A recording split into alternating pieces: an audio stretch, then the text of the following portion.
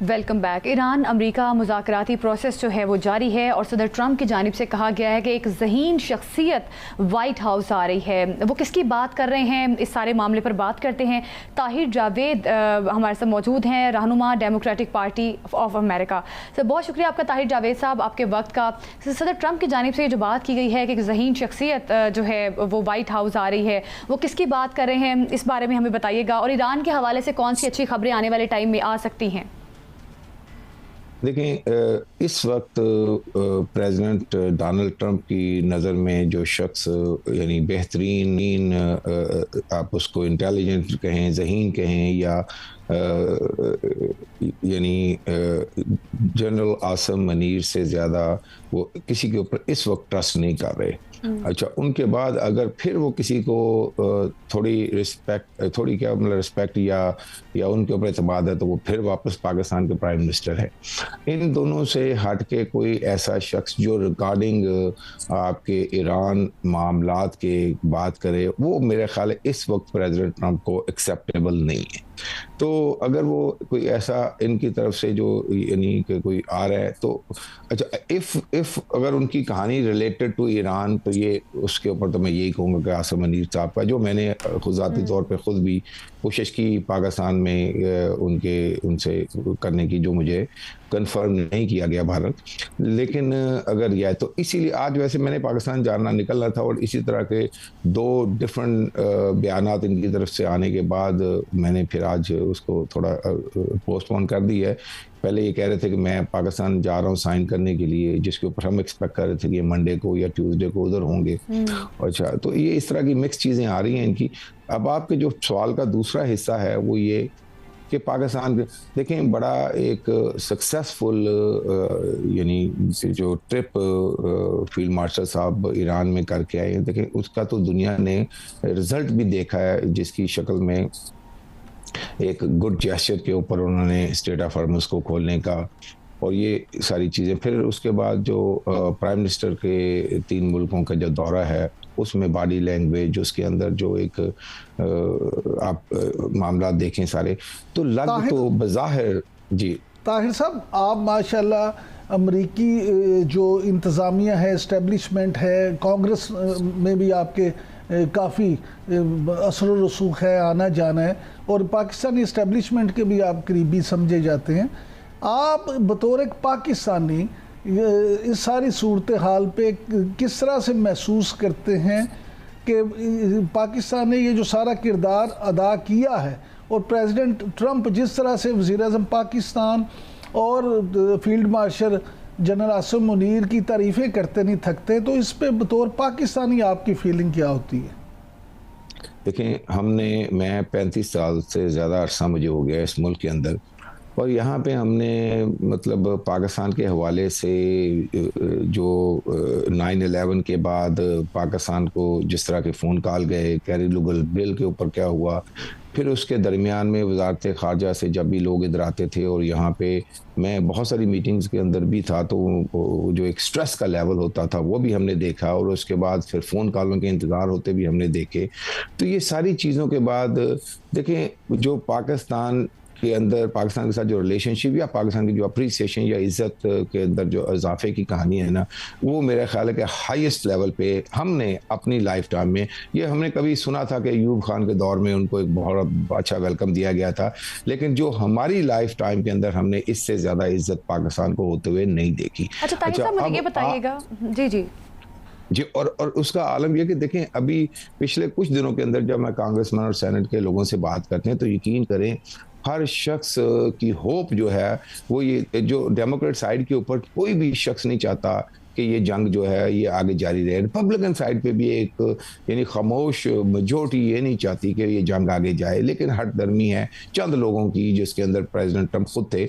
लेकिन जब पाकिस्तान ने जो रोल अदा किया और उसके अंदर ये लोगों को नज़र आ रहा है कि अब ये पीस की तरफ जा रहा है, तो ये सब के सब खुद उनके मुंह से तारीफ़ें, और बल्कि मैं आपको थोड़ा प्री मेच्योर है, लेकिन ये आप बड़ी जल्दी सेनेट और कांग्रेस के अंदर आप इस तरह की चीज़ें देखेंगे जिसमें लोग फ्लोर के ऊपर खड़े होके और इसको तारीख का हिस्सा बनाएंगे जनरल आसिम मुनीर के काम को और अपना प्राइम मिनिस्टर साहब के काम को और इन जनरल पाकिस्तान की पूरी एडमिनिस्ट्रेशन के काम। अच्छा सर, खबरें तो इस तरह की भी हैं कि पाकिस्तान की दो अहम शख्सियात जो हैं उनकी प्रेसिडेंट ट्रंप से मुलाकात मुतवक्को है, तो क्या आप समझते हैं कि वज़ीर आज़म और फील्ड मार्शल वो दोनों अमेरिका आएंगे इस माहदे से पहले, या ये जो वाइट हाउस को कवर करने वाले साफ़ी हैं वो ये दावा कर रहे हैं कि प्रेसिडेंट ट्रंप 14 घंटे से 24 घंटे के लिए पाकिस्तान जाएंगे? तो आपको क्या महसूस होता है कि दोनों में से पहले क्या हो सकता है? देखिए ये एक इसमें कोई इंफॉर्मेशन बेस्ड चीज़ नहीं है मेरे ख्याल से। मैं तो ये 3-4 दफ़ा पहले भी बोल चुका हूँ कि जिस तरह फील्ड मार्शल वहाँ पे गए थे ईरान के अंदर, देखिए पार्टीज ईरान और अमेरिका है ना, तो प्राइम मिनिस्टर बेशक बाकी मुल्कों के अंदर उनसे करके बात आए हैं क्योंकि उनको ऑन बोर्ड करना बड़ा ज़रूरी था, लेकिन जिस तरीके से फील्ड मार्शल ईरान गए हैं मैं समझता था कि उसके बाद शायद वो ईरान से सीधे यहाँ पे आ जाएं या फिर पाकिस्तान से यहाँ पे आएँ। उसके बाद फिर ये अमल भी हो कि प्रेसिडेंट ट्रंप जो है कुछ घंटों के लिए पाकिस्तान जाके वहाँ साइन करें। मैं इसको इस तरह इसलिए देख रहा हूँ कि ईरान यहाँ साइन करने नहीं आएगा। ईरान को अगर कोई जगह एक्सेप्टेबल है तो वो पाकिस्तान है, तो लामहला अगर ये एक टेबल के ऊपर बैठ के साइन होनी है और दोनों फ्री लॉन्ग डिस्टेंस इसके ऊपर अग्री वो भी कर सकते हैं ना, जैसे पिछली जंग में तो यही दो पार्टियां थी और ये बगैर टेबल पे बैठे भी जंगबंदी हो गई थी। तो अगर वो लेकिन इस दफ़ा क्योंकि बहुत सारे इश्यूज के ऊपर आपका मुआहदा होने जा रहा है, एक सिग्नेचर होंगे और जिस मुआहदे को या जो भी इस्लामाबाद अकॉर्ड या जो नाम दिया जाएगा वो एक तारीख का बहुत बिल्कुल ताहिर साहब, एक बहुत बड़ा देरीना मसला था जिसको पाकिस्तान हल करवाने की कोशिश कर रहा है और फील्ड मार्शल आसिम मुनीर साहब की काविशें, उन्होंने अब ईरान का दौरा भी मुकम्मल कर लिया। वज़ीर आज़म शहबाज शरीफ साहब भी बहुत इस सारे मामले को लेकर बहुत संजीदा दिखाई दिए। अब मुझे ये बताइएगा कि हमने देखा कि सदर ट्रंप जिस तरह से पाकिस्तान की तारीफ़ कर रहे हैं, वज़ीर आज़म शहबाज शरीफ की तारीफ़ कर रहे हैं, फील्ड मार्शल की खास तौर पर काफ़ी तारीफ़ कर रहे हैं। अब एक इशारा भी मिल रहा है कि वाइट हाउस में कोई ज़हीन शख्सियत आने वाली है। क्या पाकिस्तान को इससे क्या फ़ायदा मिल सकता है? क्या पाकिस्तान के लिए किसी बड़े पैकेज का कोई बड़ा मुआहदा भी हो सकता है अमेरिका के साथ? कोई इस किस्म की भी खबर आपके पास है? देखिए इस वक्त तो पाकिस्तान इस तरह की किसी कन्वर्सेशन में इन्वॉल्व नहीं है क्योंकि जो इतना बड़ी अंडरटेकिंग जो इस वक्त उनकी चल रही है, दो ऐसे मुल्कों के साथ वो डील करें कि जिनके अंदर दोनों को अंदर एक जिद का भी एलिमेंट है और दोनों एक यानी 40 सम ईयर। तो लेकिन मैं आपके जो सवाल को मैं थोड़ा डिफरेंट रंग से अगर दूं कि अगर आपको याद होगा कि Iran India Pakistan India Iran pipeline का एक मामला था जिसमें ईरान ने तकरीबन बॉर्डर तक उसको बिछा दिया हुआ है, फिर पाकिस्तान को एक पोर्ट के अंदर भी वो लेकर के गए थे, $30 बिलियन के हर्जाने की बातें भी हो रही थी। ये सारी चीज़ें मेरा ख्याल है कि अब ये वैसे ही ख़त्म हो जाएंगी और पाकिस्तान को एक एनर्जी का मसला, जब ये सैंक्शंस उठ जाती हैं तो ये फिर पाकिस्तान की प्रोड्यूस का उधर जाना, तो एक इकोनॉमिकल जो एक इकानमी के हवाले से पाकिस्तान को जो बेनिफिट है वो होता नज़र आ रहा है। फिर बाकी मुल्कों के साथ पाकिस्तान उसके बाद दुनिया के अंदर एक यानी लीडरशिप की हैसियत से फिर नए मुआहदे कुछ सूरत में जो सऊदी अरब के साथ हुआ है वो और 2 मुल्कों के साथ भी हो सकता है।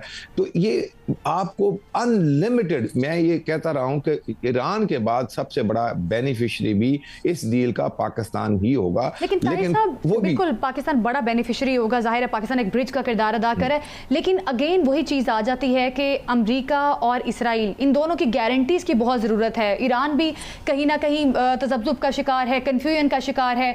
गारंटीज आपके ख्याल में कौन देगा? आपको लगता है कि पाकिस्तान एक बेहतर गारंटर बनेगा और साथ में जितने बाकी मुमालिक हैं, इस्लामी मुमालिक हैं, उनकी जानिब से गारंटीज दी जाएंगी? इस पर भी बताइएगा। मैं तो समझता था कि इसके अंदर चाइना की इन्वॉल्वमेंट होनी चाहिए, लेकिन अब चूंकि ये बहुत करीब होने के बावजूद उसका जिक्र नहीं हो रहा, जो चाइना से अच्छी गारंटी किसी की नहीं हो सकती थी। लेकिन अगर चाइना के बाद ताहिर साहब आप बिल्कुल ठीक समझते थे और ख़बरें भी ये हैं कि चाइना जो है उसने अपना पूरा किरदार अदा किया, लेकिन जिस तरह से आप चाइनीज़ पॉलिसी को समझते हैं कि वो पसे पुश्त रह के अपना काम ज़्यादा करते हैं, तो इस दफ़ा भी उन्होंने उसी तरह से अपना किरदार अदा किया। लेकिन सर एक बात जो आप अपने पिछले गुफ्तगू में कर रहे थे सवाल से पहले, मैं वापस उसी की तरफ आपको लेके जाना चाहूँगा, क्योंकि आप डेमोक्रेट पार्टी के स्ट्रक्चर को समझते हैं, इनकी सियासत और उसके तर्ज को समझते हैं। तो बहुत सारे तज्जियाकारों का ये मानना है कि प्रेसिडेंट ट्रंप इसलिए भी पाकिस्तान आएंगे क्योंकि वो ये नहीं चाहते कि इस तारीखी रिकॉर्ड पे उनके अलावा को बंदा साइन करे और को वो क्रेडिट उसका ट्रंप साहब से ले ले। तो आपकी इसके बारे में क्या राय है? ये तो बेसिकली अब जो कहते हैं ना कि प्रेसिडेंट ट्रंप प्रेडिक्टेबल नहीं है, लेकिन कुछ चीज़ें ऐसी हैं जो इनकी आप आंखें बंद करके प्रेडिक्ट कर सकते हैं कि ये जो ब्लेम होगा किसी, देखें ना जंग के अंदर जंग का ब्लेम भी जाना है किसी को, और इस अकॉर्ड का बेनिफिट या इस अकॉर्ड का ये क्या कहते हैं किसी को ये भी मिलना है कि शाबाश, तो शाबाश ये लेंगे। ब्लेम के लिए जो सेक्रेटरी वार है उसको फायर भी करेंगे। तो ये चीज़ें तो बेसिकली यहाँ यकीन करें अमेरिका के अंदर हर टॉक शो का हिस्सा है। तो हमें, मैं कहता हूँ कि ये इन चीज़ों से इररेलेवेंट, क्योंकि ये इतना बड़ा काम पाकिस्तान ने पुल कर लिया है और ऑलमोस्ट इसके फिनिश के अंदर। और मैं ये भी समझता हूँ कि अगर प्रेसिडेंट उसके ऊपर खुद साइन करने नहीं जाता तो उसकी वैल्यू भी कम होती है और शायद ये ईरान को एक्सेप्टेबल भी ना हो। तो ये प्रेसिडेंट के सिग्नेचर के और फिर पाकिस्तान के लिए भी एक समझ लें कि वो सारी निगेट कर देगा उन चीज़ों को। याद रखें पाकिस्तान आज जाके आप स्टेट डिपार्टमेंट की वेबसाइट पे जाएंगे तो आज भी पाकिस्तान के ट्रैवल एडवाइजरी लगी हुई होगी उधर। आज भी पाकिस्तान वो मुल्क है जिसके अंदर एम्बेसडर अपने बच्चों को नहीं रख सकता, अमेरिका का एम्बेसडर।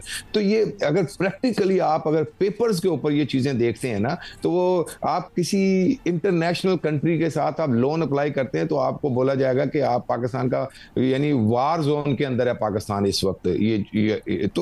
ये सारी चीजें ये देखना ये है कि इस सारे मामले में क्या कोई बड़ी पेशरफ्त होती है। बहुत शुक्रिया आप जावेद साहब।